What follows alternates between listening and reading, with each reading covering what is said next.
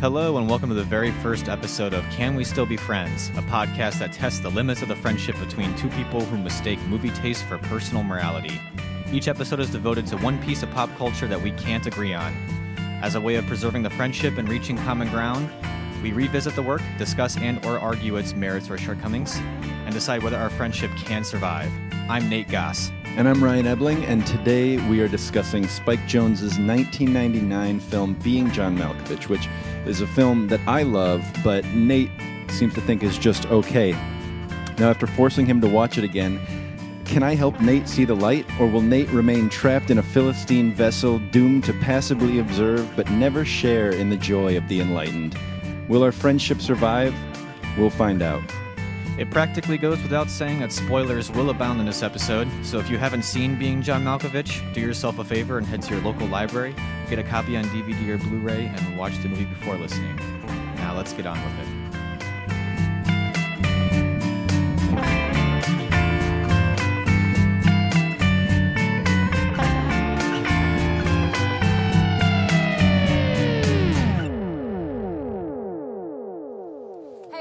For the day, puppet man. Lock up for me, okay? Don't you want to know what happened to me? No. Please. This is important. Better be. It is.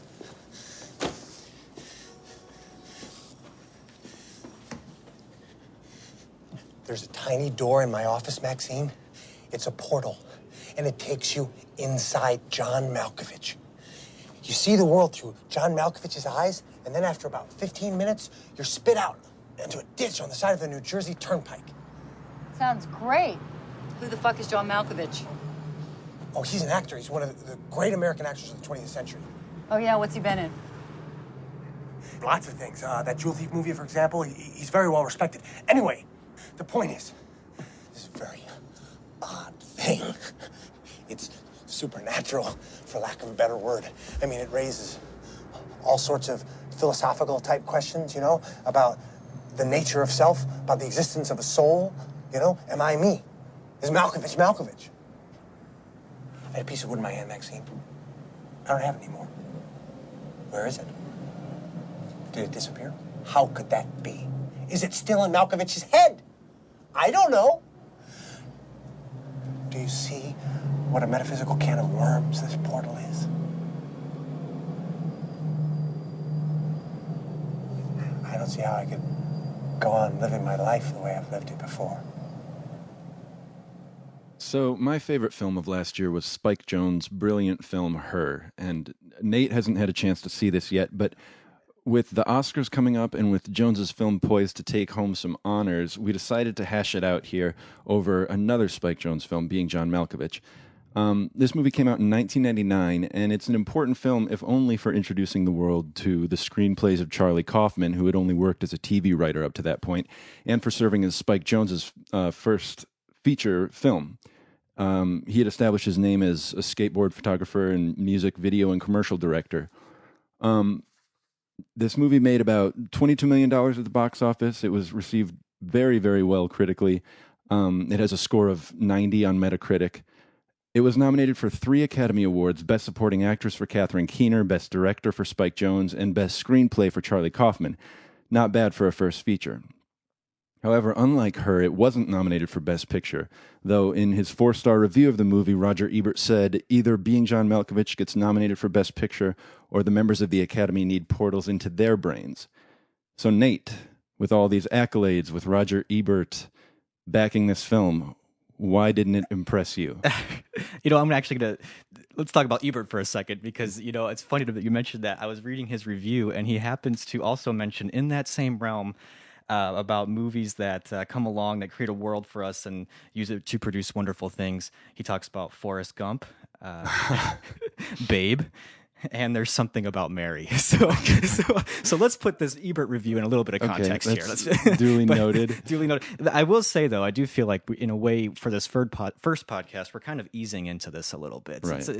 It's a little bit of a lukewarm battle, actually, I think, because this is not a movie that I really had any sort of real animosity for or hated to begin with.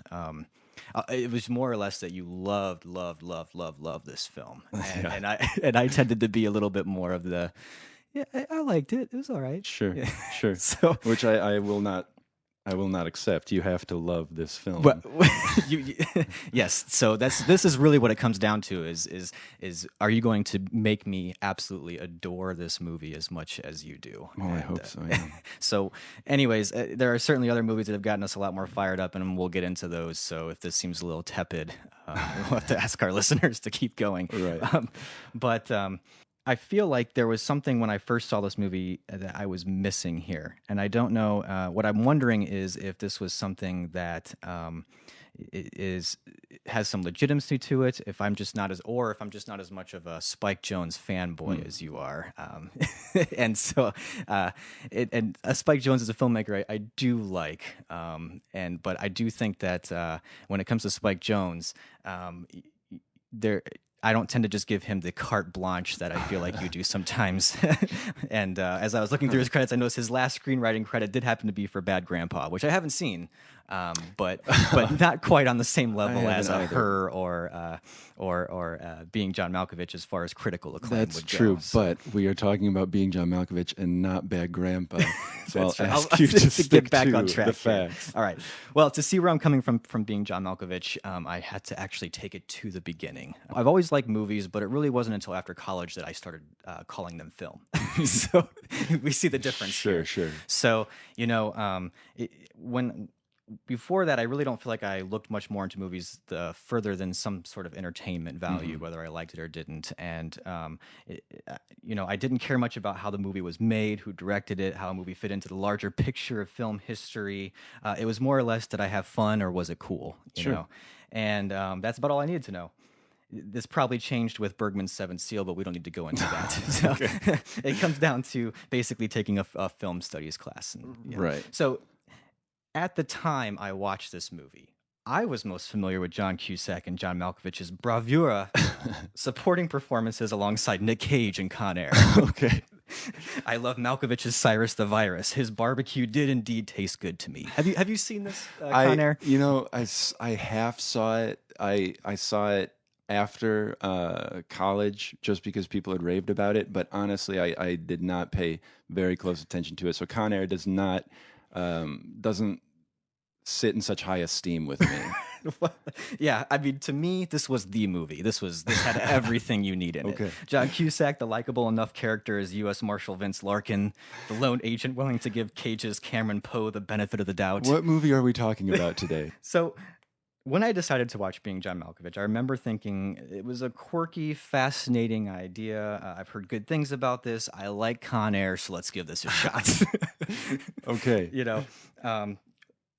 I watched the movie and I basically ended up concluding pretty much what I went into it thinking. And that was that, in this case, Jones and Charlie Kaufman had an interesting idea. They ran with it for a while, had some good laughs. Fun. Mm-hmm. Case closed for me. The first time you saw it? The first time I saw it. And maybe only knowing Spike Jonze as the guy who did Fatboy Slim videos and made that really good Wilco documentary. Which are great. Which are great, don't get me wrong. But maybe only knowing that made me think there wasn't that much more to it than that. Okay. And I'm willing to admit that in hindsight, I could be wrong, which was why I was really excited to revisit this film.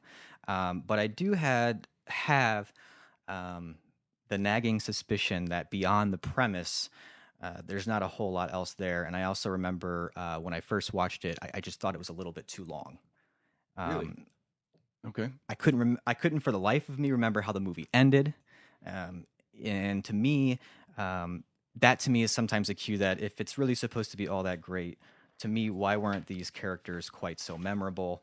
And maybe even forgettable. Why wasn't I more invested? And to top that all off, I really hate Cameron Diaz.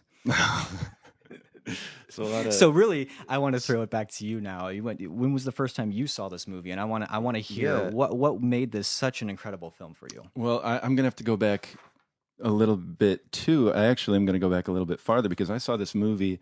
I think if I remember correctly, it was one of the first movies I saw on DVD, and I remember I was probably around 15 or 16, and I was also new to movies as film. I had a friend who was a little bit more artistically inclined, and he had mentioned to me that he liked this movie. A friend of mine had just gotten a PS2, so we had a DVD player at our disposal. He was over 17, so he could rent an R-rated movie. Yes. So I remember we went and got it, and we watched it in the afternoon. I remember very vividly sitting in his bedroom on the floor watching this movie. For me, I count Being John Malkovich as one of my foundational movies in the development of me as a film watcher. I counted along with LA Confidential and You Can Count on Me were two movies that at around the same time I saw. Which, by the way, were two movies I also saw around the same time, and I have since rewatched them and loved them a lot more the second time. So we don't have to battle those. All right. Okay, but all right. So I loved at the time just. It was something I'd never seen before. I loved how unconventionally funny it was. There are lines from the movie that I have quoted or have run through my mind ever since I saw it. Lines like, the symbol on the left is not a letter, sir, or in this wintry economic climate. It's just stuck with me. I was hooked from John Cusack's first encounter with his new boss. I loved how dark and sad it was. It was just unlike anything I'd ever seen. I have seen it since that first time, so I can honestly say that it isn't just the novelty or nostalgia that makes me love it. I think that it would still hold up as funny and effectively unconventional, not just quirky for the sake of being unusual. Offbeat, I remember it being sad, and I was really looking forward to seeing it again just because I love the movie. I love Spike Jonze. The movies that he made after that adaptation, for me, Where the Wild Things Are and Her just have solidified for me that Spike Jonze wasn't a one-trick pony with just quirky stuff. I know you don't love him as much as me, so listeners can look forward to more Spike Jonze to come, but it was just one of those movies that blindsided me, but then over the years held up. So, what are your thoughts rewatching it? Did your mind change? Have you seen some things this time around that you didn't remember? How are things different for you now? I gotta say, I after rewatching this movie, I really, really, really liked it a lot more this time around. Okay. And that's a good thing. I for some reason, I don't know why I didn't think it was as funny the first time I watched it, but I laughed a lot more this time around. Okay. Now, the thing is, I wouldn't want to just go ahead and hand the baton over to you as the victor of this match. I don't want to let you off that easy. Okay. I can't possibly let you think that you're going to be right all the time. So, so I do. There are still parts of this movie that I struggle with. Okay. But on the whole, I do have to say, I really like. I might even go as far as to say I almost love this movie. Almost love it. Almost love it. Okay. Yeah. Now that's a good starting point for me. Yeah. And actually, let's talk a little bit about the rest of the Spike Jonze canon and maybe where does this fit in with you in that? You mean as far as ranking? If you don't have to rank it, but where does this fit along with? You just saw Her, a movie I haven't seen yet. You said that was by far your favorite movie of the year. You love Where the Wild Things Are. I do. So. In the realm of all the movies that he's made, where would you put this one? Well, I guess the more I see his movies, the more I see sort of a connection between all of them. So I would hold this one in some pretty high esteem because I see themes visually and, just thematically that have continued. So as a foundation, I would have to put it up there with Her as my favorite of his movies, if that's answering the question. Sure. Yeah. I guess I'm just trying to think of. I would definitely hold this. We'll have more talks about Spike Jonze in the future on this podcast, I'm sure, because I was not a fan of Where the Wild Things Are. Right. And that one, I have a feeling might be a little bit more of a bitter battle for me, at least. But I do think that I can definitely. I haven't seen Her, but this would be probably at this point my favorite Spike Jonze. Really, movie. It's surpassed adaptation for you. Then. Yeah, that's another movie I need to revisit, though. Now, on the other side of, let's talk about the sort of dual creative forces of Charlie Kaufman and Spike Absolutely. Jonze. Now, in the realm of This is a Charlie Kaufman movie. Exactly. And so in the realm of Charlie Kaufman movies, where are you going to put this movie? Oh man. And See, that's so hard to say because I love everything he's done. I mean,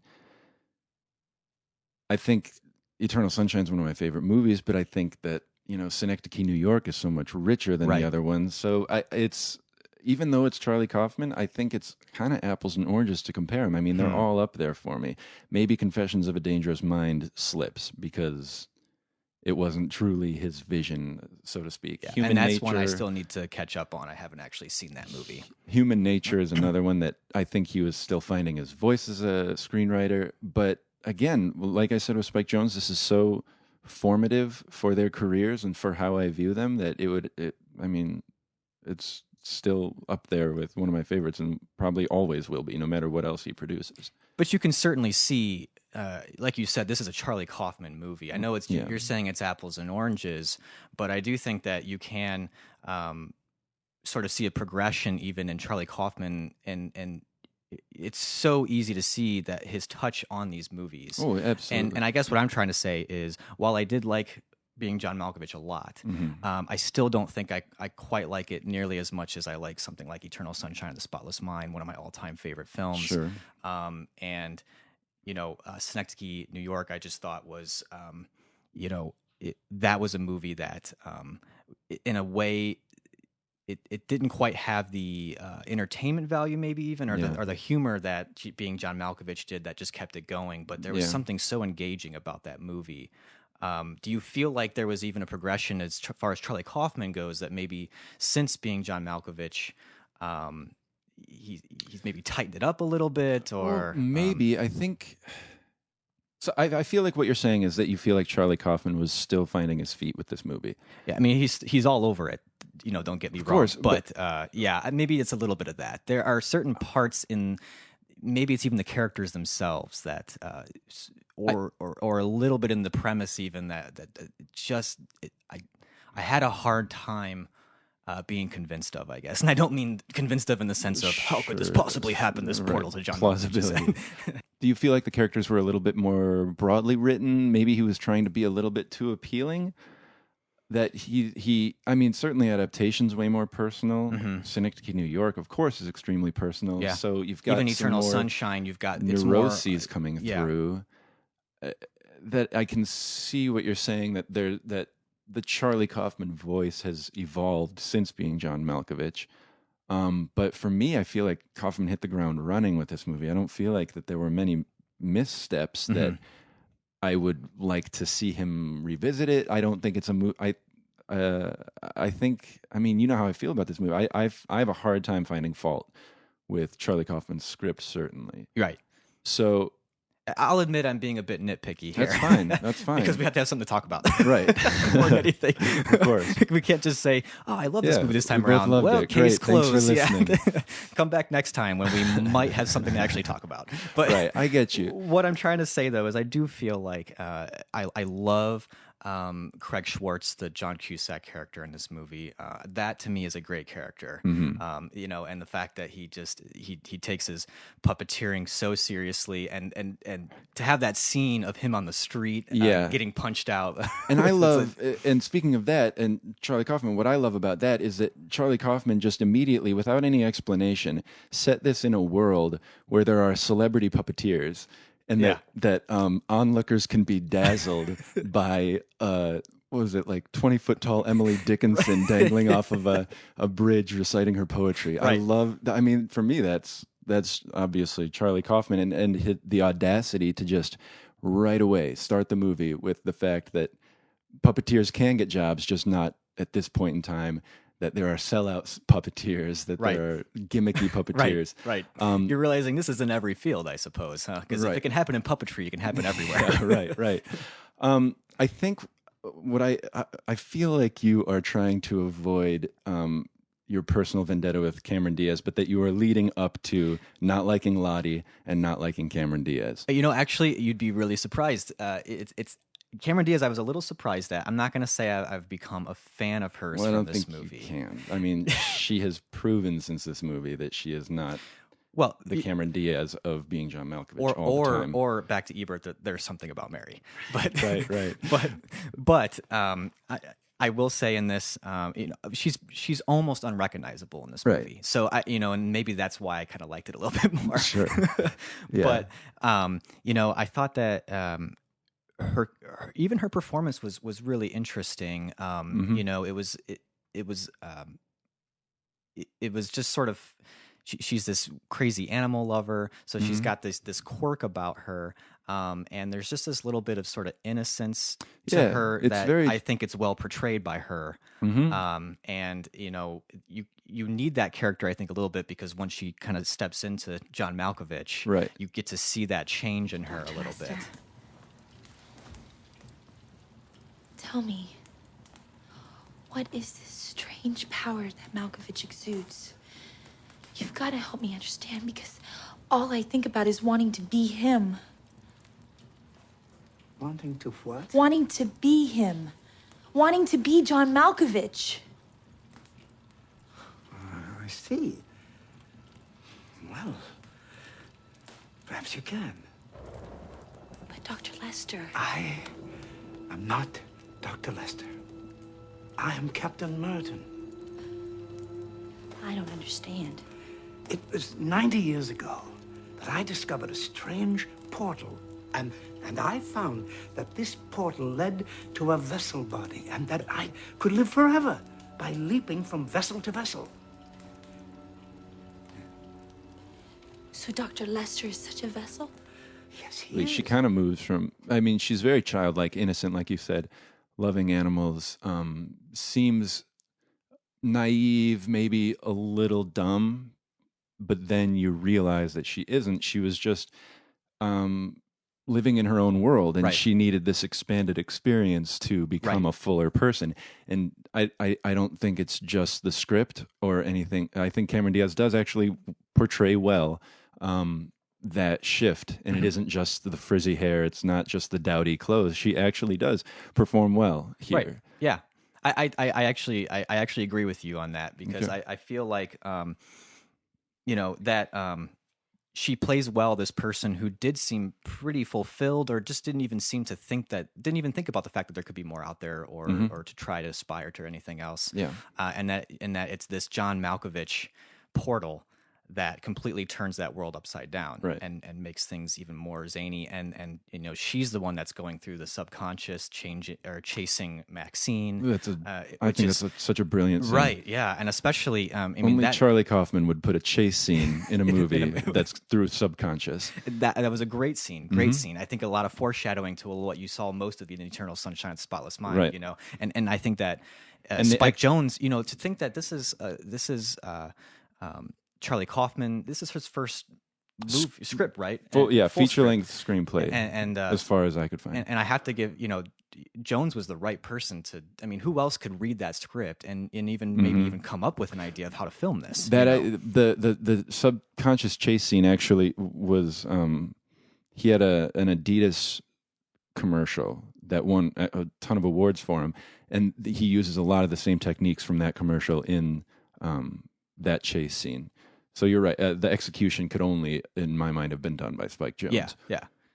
Go ahead. But what I felt like, if it wasn't Cameron Diaz that you were trying to lead me to, I feel like you're trying to lead me someplace and asking about the characters and asking about Charlie Kaufman, and whether I thought that he, if this script could fit in later, or whatever you were asking. I want you to just come out and tell me where you were trying to lead me. All right. Let's just lay it all out. Okay. All right. Cards on the table. There's two things that I keep asking myself as I watch this movie. And maybe it's because we are watching it through a perspective that's been through years and years of reality television, and this idea of, with just basically things like TMZ and the paparazzi just being, this is much more in our face now than maybe it was back in 1999. The culture of celebrity. The culture of the ubiquity of the celebrity interest lives. in it. The interest in it. Okay. Even. what I had a hard time realizing, and maybe it was more obvious back in '99 or new, but I could not seem to figure out what was so incredible about this point of view perspective. You know, it was just kind of a given, but never really explained that you went through this portal, you got to see life as John Malkovich and feel like John Malkovich. And maybe this is very, very fundamental. I'm sure it's fundamental to the movie, and it's probably a big reason why I didn't connect with it as much the first time. I will say, aside from, the feeling as far as like, feeling the sensation of sex, there wasn't to me a lot of explanation of why these people were coming out of the portal and really, really, really feeling like they needed to go back and that they would pay $200 for 15 minutes, and I think it's funny that it's 15 minutes, just like your 15 minutes of fame, it's just that to me, it was, they were trying to maybe allude to this, something in there that I was missing. And I don't know why, I guess I just don't really get what was so incredible, and maybe it's because now I think about the idea of like, boy, I could, who's this big celebrity today? I could live like that person for a day. I could live like the Biebs for a day. And, we all know where that goes. Right. Goes straight to prison. But I guess the point is, I wonder what I was having a hard time figuring out what the draw really was for this. Well, I feel like the movie doesn't explain it, and I think that that's probably for a reason. I think that if you're hanging your understanding of the movie on that point, I think it might not be right on the mark. Clearly, they don't list out everything that you're feeling, but from what we see, we can tell that you are feeling the way John Malkovich feels when he looks in the mirror, the way John Malkovich feels when the doorman recognizes him immediately and hails him a cab. You're feeling everything that goes along with that. And the people who are paying for it are these people who are unhappy with their lives. Somebody like Cameron Diaz didn't realize she was unhappy with her life because she was kind of fooling herself into thinking that the animals were the be-all, end-all, maybe having a kid was going to make things better. And then she realized that there are people who just feel good all the time. And it doesn't go into it, but you don't just feel what it feels like to have a penis necessarily, but to have somebody be attracted to you, to somebody treat you as important. The penis isn't bad either. Right, no. It's everybody should get that feeling at least once. But that, to me, I think it's to the movie's credit that it doesn't dwell on that. And the movie doesn't dwell on a lot of things that you would initially think that this movie would be about. Sure. It's sort of the clip we played where Craig is telling Maxine about the portal. He immediately goes into the initial themes that I think a lesser screenwriter would deal with. The nature of self, sure, what it is to be. And Charlie Kaufman lays them all out. And says, I don't want to make a movie about that. Well, he lays them out, and then when John Cusack says something like, I don't think I can live my life the way I did anymore, that I think lesser movies would end there, that was the point of the movie. You find out what it's like to be someone else, live in their shoes for a little bit, and now it changed your perspective. Yeah. Charlie Kaufman answers that with Maxine pointing to the window, indicating that John Cusack should jump. Yeah. And from there, the movie goes deeper. And it's not satisfied with talking about, oh, what would it be like to be somebody else? And the movie is all about manipulation, how we treat people around us selfishly for our own selfish ends. Absolutely everybody in this movie is manipulating someone else. I think the only person who really... Well, no, I was going to say Malkovich doesn't manipulate people, but he does. He uses Maxine. Lottie, in the scene where she talks to Lester about wanting to be in Malkovich's body, she's playing him because she doesn't want to come out directly and say, hey, I know you've got a portal in Malkovich's body. Right, she's going to talk about she's manipulating his room him. of Malkovich Museum or whatever you want to call it. So she plays dumb and is manipulating him there. And to me, the portal is a little bit inconsequential. The concept of the movie, just like Eternal Sunshine of the Spotless Mind, is not about memory erasing. or her is not about being too close to your computer. They are all concepts that are vessels for a deeper exploration. Right. And so to get hung up maybe on something like that, I think is missing the point of Being John Malkovich. But I do feel like even Kaufman is trying to make a point about that. I mean, there's a point. He is. There is a point Absolutely, in there. he is. There's a point. There are points being made throughout there about the idea of living vicariously through someone. Definitely. There's the whole part about Lottie saying to Craig, "Well, you have an action figure of Maxine," talking Right. about his puppet he made of her. And Yeah. the point she's trying to make is that, we all, maybe she's not making it on this grand of a level, but the idea I'm getting is that we all have these things or these crutches or whatever you want to call them that we might build to live vicariously through things, Or to make people be what we want them to be. Well, that's true too. Yeah, but I mean, and then just the whole idea of vessels and what the body really is, and if it was just a vessel, then John Malkovich certainly would not have been so haunted by his trip through the portal.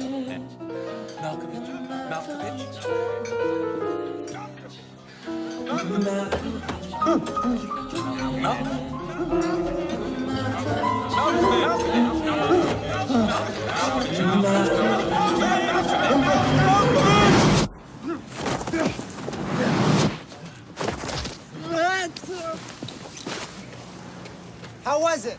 It was amazing this time. That was no simulation! I know, I'm sorry.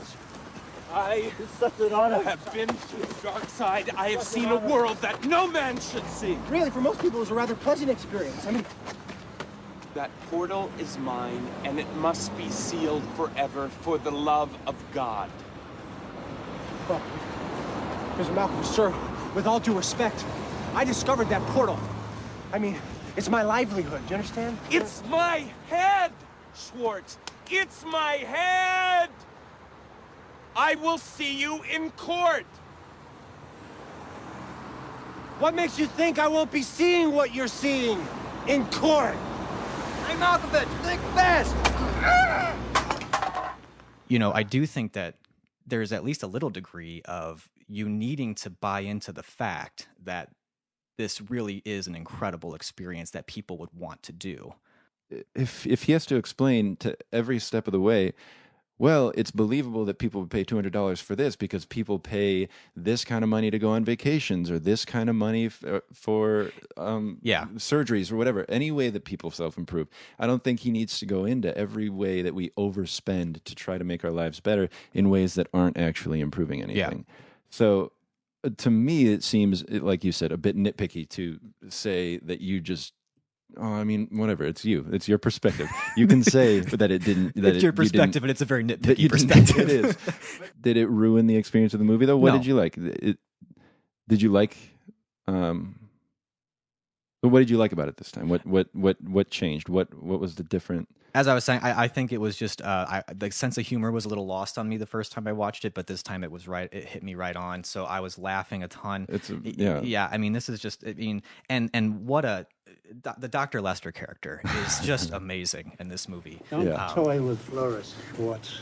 Oh, no. If I was 80 years younger, I'd box your ears. I wasn't toying with her, sir. I wouldn't. Pardon me, how old are you, sir? 105. Carrot juice. Lots of it. I swear sometimes it's not worth it. I piss orange.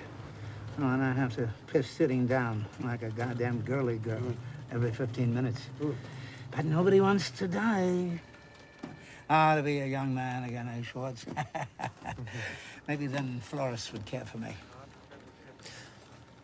But the elderly have so much to offer, sir. They're our link with history. I don't want to be your goddamn link, damn ya. I want to feel Flores's naked thighs next to mine. I want my body to inspire lust in that beautiful, complex woman. I want her to shiver with a spasm of ecstasy, Schwartz, as I penetrate her Dr. wet... Lester, while I'm flattered you would share your feelings with me, perhaps the workplace is not the most suitable environment for this type of discussion. All right, you're right, all right. I tell you what, meet me after work today at Jerry's Juiceteria on Lex, and I'll spill my goddamn guts for you. Orson Bean. Orson Bean, who, by the way, I was realizing, I'm like, I know this guy. He was in Dr. Quinn, Medicine Woman. He was. He was he owned some store. Some store, He right? was always the guy who disagreed with Dr. Quinn. always. Was that a hang up for you? Well, I didn't realize it till after I watched the movie, but I'm sure if I watched it again now, You might. I'd be like, what's really not believable is that this guy's nice. He was never this nice to Dr. Mike. Yeah. John Cusack in this movie is fantastic. I don't think I've ever seen John Cusack be this good. For me, this is his best performance, whether it's your favorite performance of his or not. I think I've never seen him be so subtle and so sad and dark. I mean, usually if he plays sad and dark, it's not subtle. I feel like I do like John Cusack and he's good at what he does, but here I would never have picked him for this role, but he does. Right. He does a great job. I think he really stretches himself in this movie. I mean, I love High Fidelity and and his performance in that, but that's just a grown up John Cusack. That's just Lloyd Dobler grown up. And you know what this time when I watched it that was different about Malkovich's performance. Malkovich as Cusack is amazing because there is a difference. In hindsight, it's kind of a huge difference. But as it's happening, the reason I think I didn't notice it is because for some reason it felt like John Cusack acting like John Malkovich. Like it honestly felt like he had taken control. So in my mind, that shift happened and it was John Cusack acting. And I mean, that was remarkable to me, and it's reminiscent of Nicolas Cage in Adaptation, where the Charlie and Donald Kaufman characters. There's something that you just see that person. They don't have to say anything or do anything, but you can tell that they're being a different person. You can tell when Malkovich is being controlled by Cusack. Yeah, and I thought that was a remarkable feat that for some reason I hadn't noticed until this time I watched it. Yeah, and I mean just what it would take to even take on this role as John Malkovich is kind of interesting. I wish I had a little bit of context to that. I know a little bit about the history. I don't know a ton. I know that it was John Malkovich in the original script. When Charlie Kaufman wrote it, he picked John Malkovich. And Malkovich knew about it and wanted to see the movie made, but he didn't think he was the right person for it or the big enough celebrity. And actually somebody at the studio, one of the first notes they sent back was, "Would you mind making it Being Tom Cruise?" Oh my gosh, what a terrible movie that would have. Yeah. Although I might have understood why more people wanted to go into Tom Cruise's head. That's true. That's true. Yeah. So Malkovich was on board with the movie, but didn't think he was right for it, and it took some convincing from Spike Jonze and Charlie Kaufman to actually get him to act in it, even though he would have been fine. He was fine with the movie being made. But as it is, I can't imagine any other actor playing it. And I think that's a good joke in the movie too, is the fact that everyone seems to know who this guy is, but no one From can that seem Jewel to Thief movie. No one can seem to really remember anything he's in. It's not important. Right. It's a really brilliant choice, actually. I think it is. Yeah, just for that one joke, And I think that is a conscious choice, like you said. You can see why people would want to go into Tom Cruise's head. Anybody would. I would, and I'm relatively happy with my life. I don't feel like I need to be somebody else, but yeah, I'll see what it's like to be Tom Cruise. But the fact that it's John Malkovich, I think, underscores the people. It may not highlight the reason, but it really tells you more about the people that would want this. And I feel like that might be what the movie's trying to say, is explore what kind of person would, rather than what would universally be appealing to this. I do want to talk about another hang-up I kind of had a little bit with the movie. Okay. And we haven't even discussed her yet, and I think that's the reason, is the Maxine character. Really? We have not even discussed Maxine at all, I know we haven't. I mean, that's not what I'm saying, really. I'm saying really is that it's a hang-up. I want to hear this. There's probably reasons that I'm just not seeing in this, but I have a hard time... she's a character already, I think, intentionally, you can't really get a good read on. Mm-hmm. But what I'm wondering is, she was just, in a way, so hard to get, or to even connect with, or to, obviously, she's playing someone who is maybe even the most manipulative of anyone in the movie. Absolutely. But, and that's understandable. I mean, I can understand openly that. So. Right. But I'm just having a hard time sometimes understanding the motivations of these characters. You know, I'm a guy. I know how you can get infatuated with a woman, and you have this idea of a woman, and before you know it, you're just totally, obsessed with a woman who is nothing like she actually is. But I was trying to figure out at what point did John Cusack even see anything attractive about this Maxine character? You know, where was that even coming from? Did she show? I'm trying to remember. Did she show him some attention that he didn't really get from Lottie at some point, No. You know, I don't know where it happened. I think honestly, I think Maxine is everything Lottie isn't, and I think there is something. I mean, the first time he sees her is in the orientation video. She's sitting in the back smoking a cigarette, not paying attention to the video. Yeah, that's right. And that right there, that's like film noir attraction right there. So there's just something alluring about, you know, the dame smoking a cigarette being aloof. Beyond that, I understand. I feel like when I first watched it, I didn't quite see it. I thought that she was mean to him and why would he stick around? But this time around, I saw that she was cathartically honest and straightforward a little bit. She says what she thinks. She sees things as they are and tells it like it is, which from the very beginning, when they're watching the video and Craig turns around and says, wow, it's a pretty amazing story. And she says, it's all bullshit, you know? Yeah. And right there, she was saying something different and doing something different. She isn't like Lottie, who's living in sort of a fantasy world, ignoring the noise of animals in their house. Lottie puts a lot of things out of mind and is seen by us as innocent, childlike, naive. She's doting. She smothers Craig with her affection, which clearly he isn't a fan of.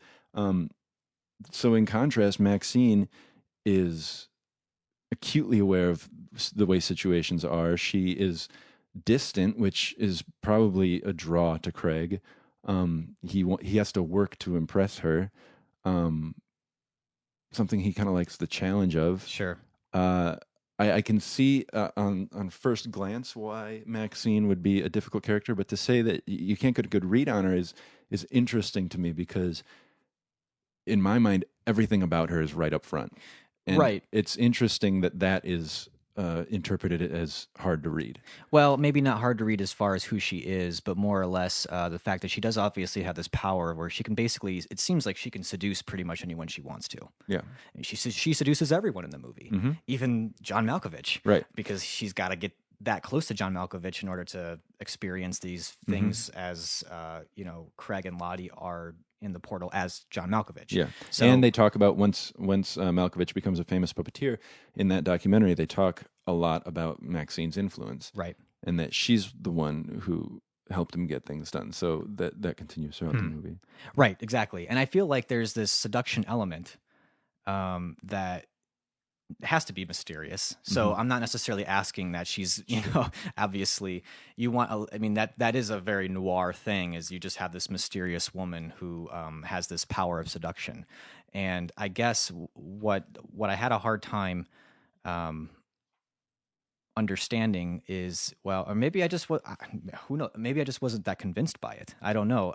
It just, to me, it was a hard character for me to fit into the movie, I guess. I mean, obviously she has to be there, but okay. Or maybe she doesn't. I don't know. It was something about her was keeping these characters going. Yeah. And at some point I kind of had to be like, especially this idea that especially when you see that tape of the history of this new John Malkovich, who's the puppeteer. Yeah. And he's sticking with Maxine. And part of me is kind of like thinking, well, Maxine seems like a character that you would fall out of love with very quickly once you got to know her as she actually was. Right. And that didn't seem to happen in this movie. Now, that's not really what the movie's about, so I'm not going to linger on that too much. I can understand that, and I think that the reason that Craig wouldn't have fallen out of love with her is because she never loved him. And she never loved him or Malkovich. And she was using him the whole time, and Craig clearly, obviously, has control issues. And for him, it's about. I think he was trying to aspire to that constantly, and so he, never having her love, was never in a position to get tired of her because he was constantly chasing her and constantly. It was the pursuit, sort of. Well, it wasn't, pursuit, the control. He never had the upper hand with Maxine, Yeah. and he is constantly trying to get the upper hand. That's an interesting interpretation. And so, the thing that happens when their relationship breaks down, it's not because he's fallen out of love with her; is she's bored with him, and she's the one who just decides that she doesn't want to keep leading him on, not through anything that's like concern for him. Just she realizes that she's not happy anymore. That this isn't the game. I don't know. They don't go into it very deeply. It's just it's like 50 seconds on the fake documentary. But I that's just to your point. I think it's again the issue of control, manipulation, making people be who we want them to be. Maxine, by being so carefully observant and so honest, Maxine almost represents reality. If I can go. That's a too pretty deep cynical with this. reality. It is a cynical reality, Yeah. but she is constantly calling things as they are. She's never wrong. She's never lying. And so we can come back to this idea of wanting a better life, wanting a different life. Maxine is life as it is. Cynical or not, it's life as it is. And Craig is constantly trying to change that. So Maxine is this reflection of reality. So the reason that he never falls out of love with her is that he is constantly trying to change reality and control it, but he can't. I can see what you're saying, and I guess that does help me to put it a little bit in a better perspective. I can see it a little bit more now. I do. I mean, I find myself drawn to Catherine Keener's character, but I think the reason I described her as cathartically honest is because I kind of wish I could be a little bit more like her. Right. I mean, not totally, because she's not a great person. There's really nobody. There's something alluring about that. Yeah, yeah. I mean, there always is. So, and I think Catherine Keener plays it so very well. I think that there's a reason she got nominated for the supporting actress Oscar that year. Out of all the performances, it's an odd choice. I think that Malkovich would be a little bit more of an obvious choice, and I'm kind of surprised he wasn't nominated. But John Malkovich winning the Oscar for his performance as John Malkovich in Being John Malkovich. Yeah. That's probably what they were trying to avoid. This just is too hard to say. It's not going to happen. There's so much writing. Now, I remember when I first saw the ending, I didn't love the ending. I didn't quite know what to make of it. Did you have any trouble with the ending the first time you saw it, this time you saw it? Like I said, I hardly remembered the ending. That to me was, I guess I do think with this movie, if it doesn't hit you at the beginning as just with the jokes, it's hard to stay with it. I can see that. And I don't think that happened the first time I watched it. I did not find it all that funny. And that's probably why I hardly even remember the ending of it.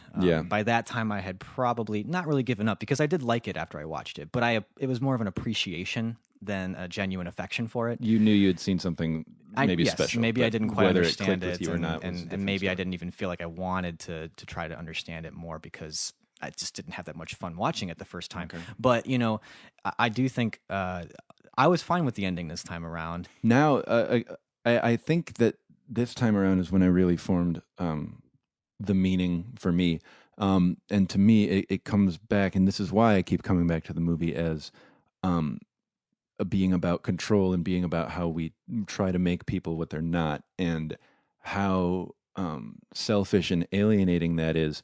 That Charlie Kaufman could have made it so that Craig just lost out, that Lottie and Maxine are together and he's not with them.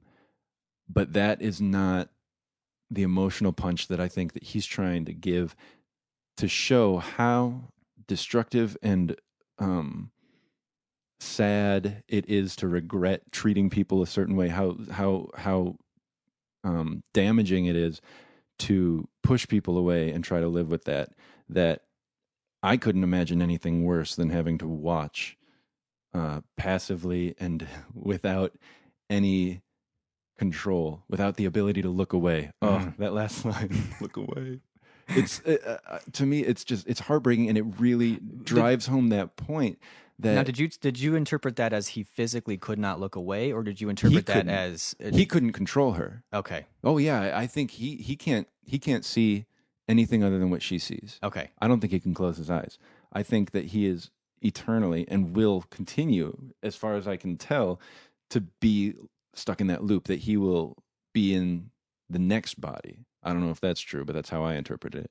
It was the most painful thing for him to be watching them, and he couldn't make the child look away. Okay. It was completely out of his control. And this is where Charlie Kaufman's concepts are more than just hooks and more than just interesting, that they are vital to the interpretation of his movies. Because, like I said, there have been movies about regret, and there have been movies about, your mistakes and the way you treat people being something that you've got to deal with. Mm-hmm. But to me, the emotional power of this movie relies on the fact that, Craig is forever trapped. And it's interesting that it's not some higher power that's done this. He's done it to himself. He did it to himself. Completely, Absolutely. It's not some cosmic punishment. And it reminded me of a Pedro the Lion song, I think the Poison, where it says, my old man always swore that hell would have no flame, just a front row seat to watch your true love pack her things and drive away. And in that song, that you at least get to stop watching that once they drive away. But in Being John Malkovich, he can't look away. He's got to live with this for the rest of his life and their daughter's life and her child's life and their child's life. That, again, the movie's not overt about it. You don't sit there and say, wow, that movie was about controlling people. Mm-hmm. You would first and foremost say that movie's about a puppet guy that's kind of weird, and this weird portal thing. It's very easy to lose the forest for the trees in Charlie Kaufman's movies, but through no fault of his own. I think that he has seriously high respect for the viewer's ability to decipher what he's trying to say. And he absolutely rewards multiple viewings and for sure, interpretation and engaging with the movie. I feel like he is in this movie. He's doing what he does best with his concepts and actually bringing them into a story that you can it doesn't make sort of linear sense, but it makes enough sense that you can actually piece this together into a movie and deal with some of these concepts in a very, very entertaining way, a very interesting way.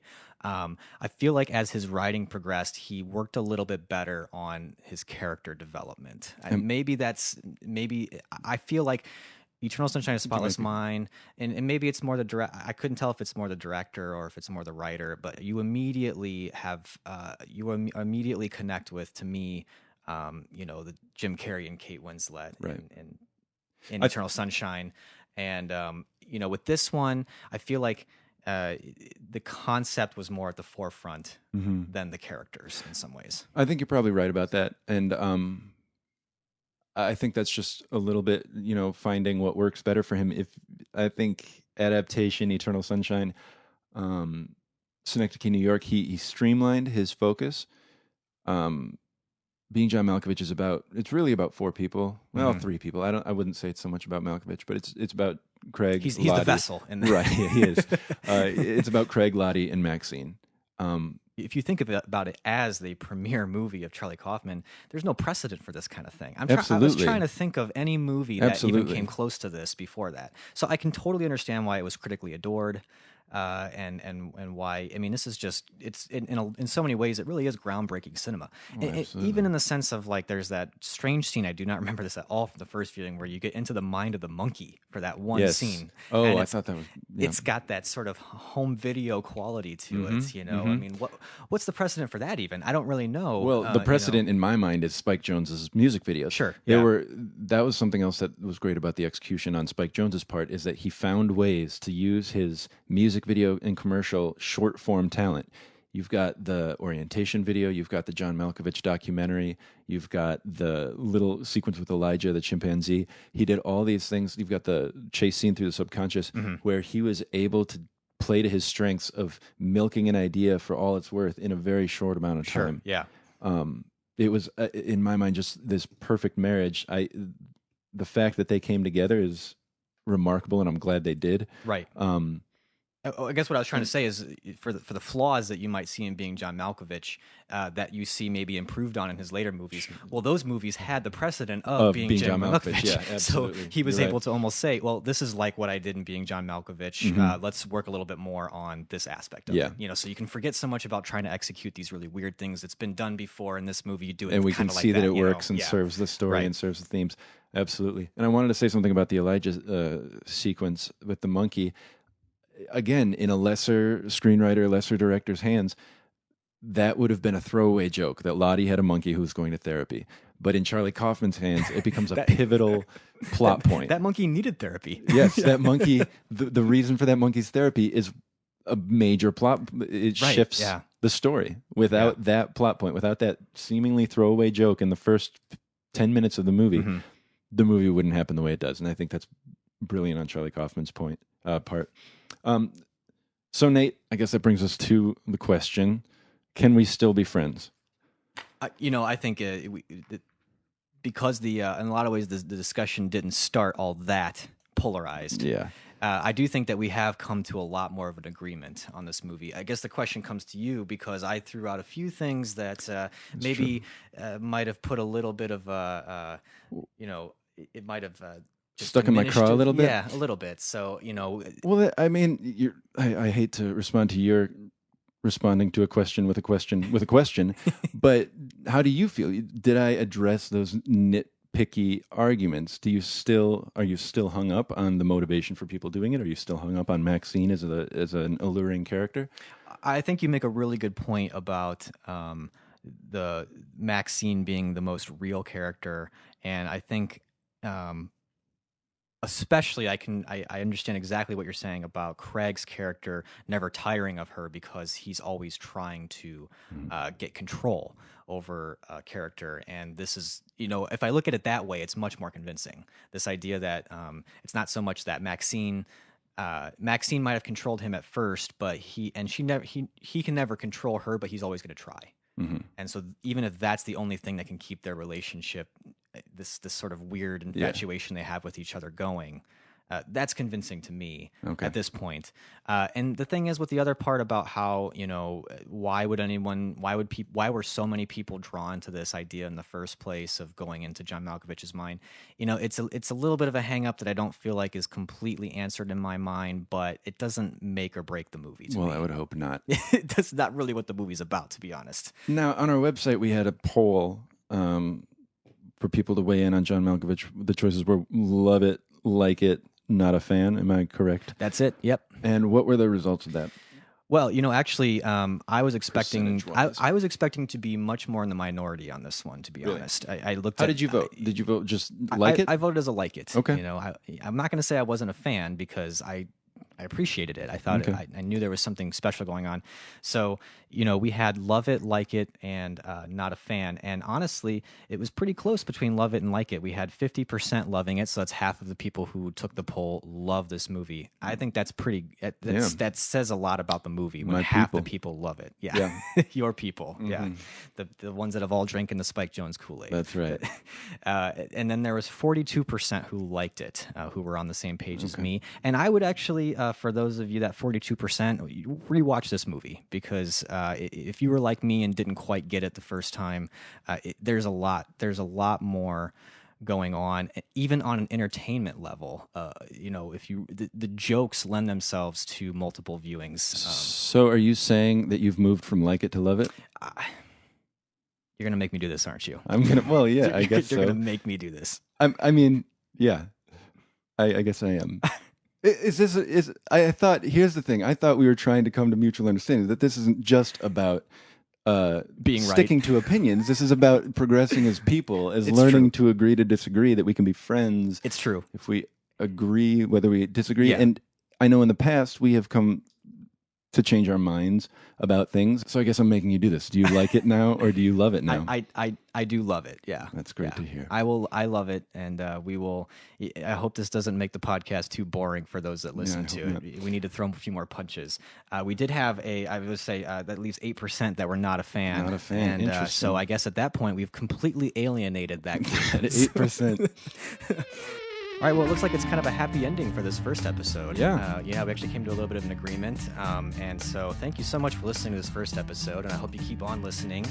Make sure that you check out our website, canwestillbefriends.net. Hit us up on Facebook and Twitter and give us a call, and let us know what you think of the show, how we can improve it, or how much you hate us. So, Ryan, why don't you let us know, tell us what we're going to be doing next episode. Well, the Oscars are coming up on March 2nd, so in the next episode, Nate and I are going to weigh in. What do we think will win? What do we think should win? I'm not sure how much disagreeing there's going to be on that one, but we will.